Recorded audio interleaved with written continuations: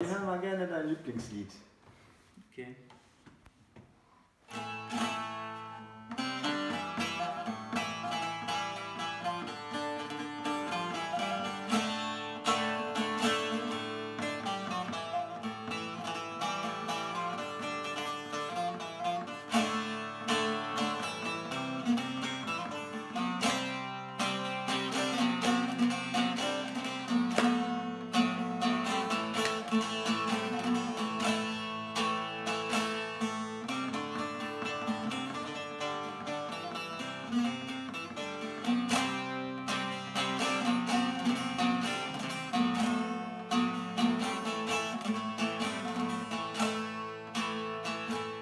Siyah olup şu alemi gezerim, siyah olup şu alemi gezerim.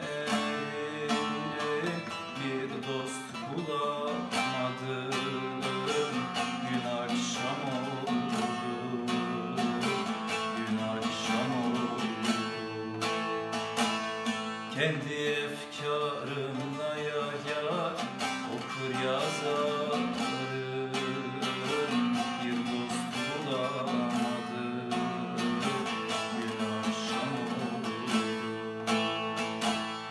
Kendi efkarımla yar, okur yazarım. Bir dost bulamadım, gün akşam oldu.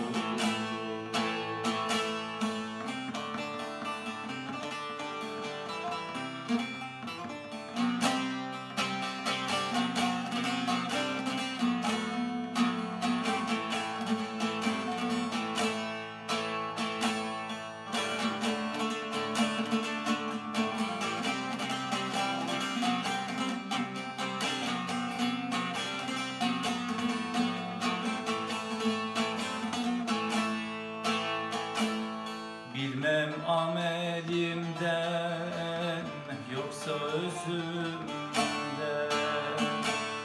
Bilmem amelimden, bilmem özümden. Akıttı kandı yaş iki gözümden, iki gözümden. İki elim kalmaz kalmaz oldu dizimden. Bir dost bulamadım, gün akşam oldu.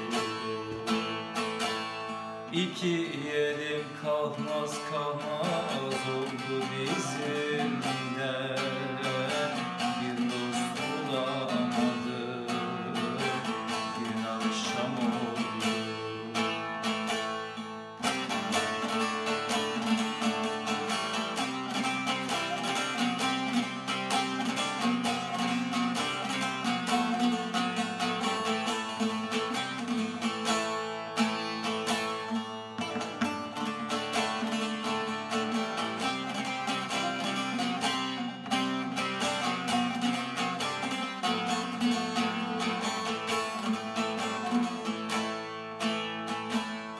Kulimet üstadım, ummana dağlar.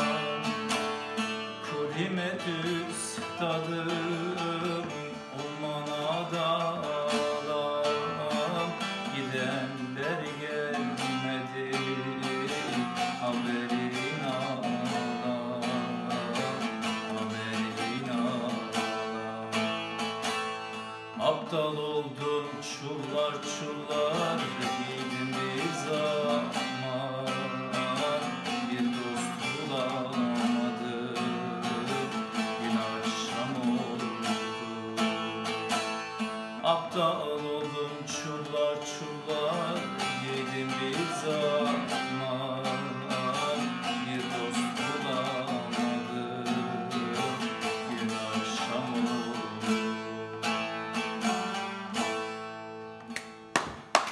Bravo, sehr schönes Lied. Ja, sehr trauriges Lied, wenn man sich den Text anhört. Ne? Ich bin in der Türkei ein paar Jahre zur Schule gegangen Also wenn ich richtig höre, es ist Nacht geworden, ne? Akşam oldu, bir dost bulamadım. Und ich konnte keinen richtigen, guten Freund finden. Ja. So, worum geht es genau in dem Lied? Im Grunde genau darum. Also ne, der Mensch ist irgendwie alleine, es gibt keinen, auf den er sich verlassen kann. Aha. Ich weiß nicht genau, was der das geschrieben hat, wirklich erlebt hat. Ne? Es ist ja, jeder spricht immer von seinem eigenen Leben, aber grundsätzlich geht es, glaube ich, darum, dass die Person einfach keinen festen Durst hatte, ne? Also keinen festen besten Freund. Freund. Genau. Aber du bist ja Physiker, ich dachte so Zahlen sind deine besten Freunde.